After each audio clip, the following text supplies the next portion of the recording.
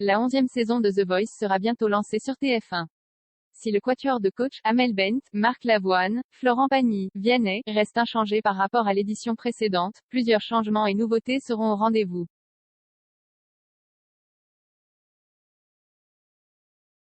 Voici ce que l'on a appris lors de la conférence de presse virtuelle, qui s'est tenue ce jeudi. La surprise Nolwenn ni les talents, ni les coachs n'étaient au courant lors du tournage des auditions à l'aveugle fin décembre. Nolwenn Leroy est la coach surprise de la saison. On a réussi à tenir secret ce petit manège, se réjouit Pascal Guix, le directeur artistique de l'émission, qui explique que cette idée est née d'une frustration de Florent Pagny. Quand on ne prenait pas certains talents et qu'on découvrait en se retournant que c'était des mômes qui chantaient comme un adulte de 40 ans, on se disait qu'on s'était peut-être gouré, résume le chanteur.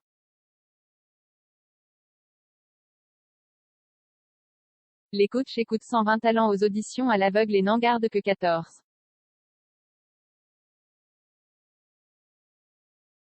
Ils ont parfois des regrets, souligne le producteur artistique. Concrètement, une fois les auditions à l'aveugle terminées, Nolwenn a visionné les prestations des 54 candidates et candidats qui n'ont pas été retenus et en a repêché 4 qu'elle a ensuite répartis en 2 duels et les a coachés.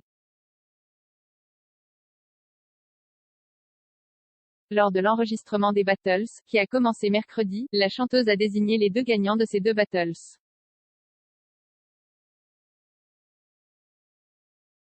Les heureux élus ont réintégré l'aventure au sein de l'équipe d'un des 4 coachs.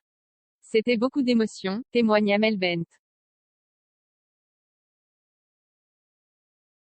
Les personnes qui ont été réinjectées dans le jeu, ça nous a fait plaisir de les voir, nous avions regretté tout de suite de ne pas les avoir gardées.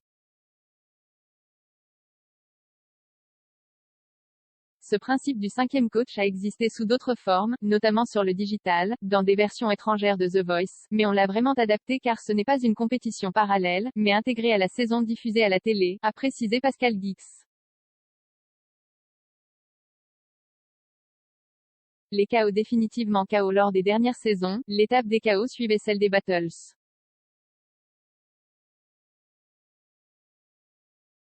Elle consistait à procéder à un nouvel écrémage au sein de chaque équipe, pour réduire de moitié le nombre de talents, et donner lieu à une espèce de jeu de chaises musicales stressant et éprouvant.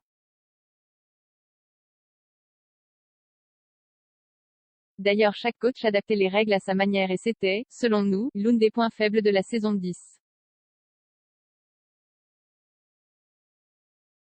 La production de The Voice a décidé de s'en passer pour cette nouvelle saison. Amel Bent s'est ainsi dite soulagée que l'épreuve n'ait pas été reconduite.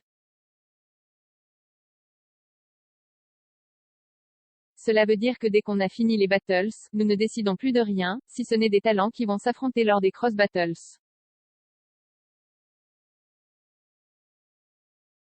Effectivement, lors de ces cross battles, ce ne sont plus les coachs qui ont le dernier mot, mais le public présent autour du plateau.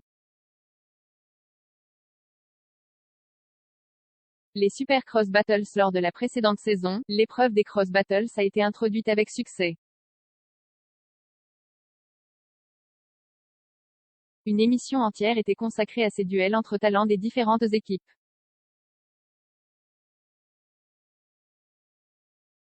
Un coach désignait un talent de sa team, puis un autre coach choisissait un candidat de la sienne pour l'affronter.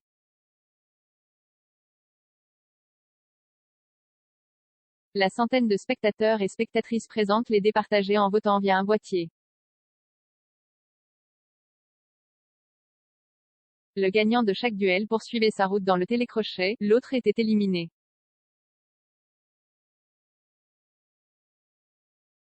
Le dispositif est reconduit cette année et il sera suivi des Super Cross Battles. Les règles sont les mêmes, ce sera donc la crème de la crème qui se livrera bataille en chanson pour décrocher une place en demi-finale. Nolwenn Leroy a rejoint le jury de The Voice, avec une mission différente.